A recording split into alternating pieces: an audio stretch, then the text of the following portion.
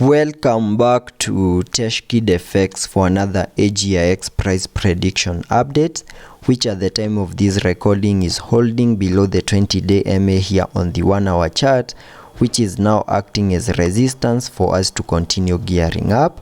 We have also seen a breakout out of this chart pattern that we had been trading within, whose minimum target areas for the breakout at around the $0.46101 mark we have almost fully maximized in a move that has now given us a high at around the $0.45919 mark. Yesterday we also managed to break through our key area of resistance at around the $0.5 mark, but we didn't manage to get a successful retest,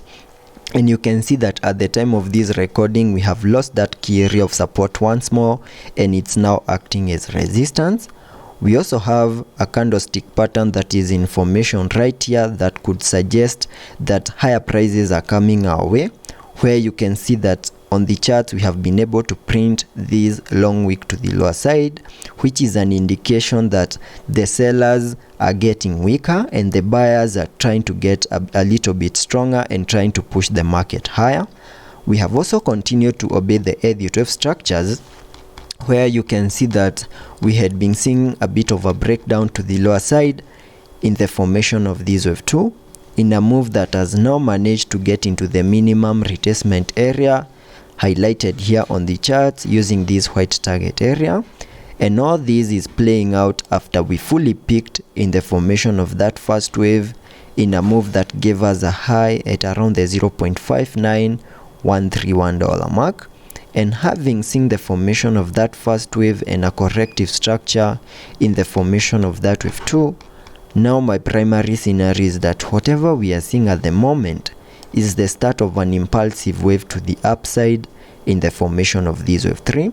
And before I get further into the technical analysis to give you the short-term scenarios and also give you my target areas in the formation of that wave 3, first give this video a thumbs up, subscribe to the channel, and also check out the channel membership, and allow me to first give you my target areas in the formation of that wave 3 by connecting the Fibonacci's from the low of the first wave to the high of that wave 1, then dragging the fibs to the low of the second wave, and that now gives me a target area in the formation of that wave 3 at the fib level 1.618, and that is at around the $0.86147 mark, and that is the minimum that I'm expecting AGIX to do here on the short-term scenarios. And for that move to also play out, there are key moves that I'm keeping my eyes on,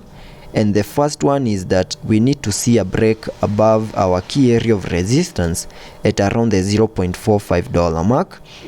And the moment we see a break above that key area of resistance, we need to continue holding above that key area of support once we manage to break above it, and maybe even get a successful retest. And once the retest is in and a success, then we can continue gearing up, continue unlocking higher prices. And once that move plays out, I'll be watching for a break above the wave 1 high of this Elliot structure at around the $0.59125 mark. And the moment we manage to break above the wave 1 high, then that will be enough confirmation of the impulsiveness in the formation of that wave 3, and the high chances that we are going to fully maximize our minimum target areas in the formation of this wave 3. So that is what I'm expecting here on the short-term scenarios here on the AGIX chart. And to also give you the long-term outlook here on the AGIX chart, you can see that we have now peaked in the formation of this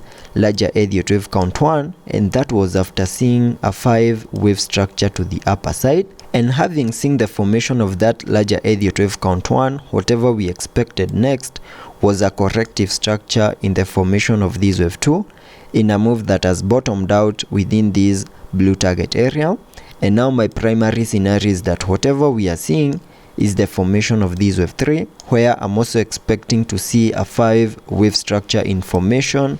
having the wave 5 fully maximizing our target areas. And it is this micro Elliott wave count within the formation of this wave 3 that has just given me the short-term scenarios. And also taking a look at the indicators here on the RSI, we are trading at around the 48 mark, meaning we have massive room for us to fully support higher prices Also taking a look at the MACD, we have been able to print a bearish cross, though we are seeing a bit of a decrease in the selling momentum, suggesting that soon we might be able to print a bullish cross. So let's be patient and see how that plays out, and I'll be keeping you updated.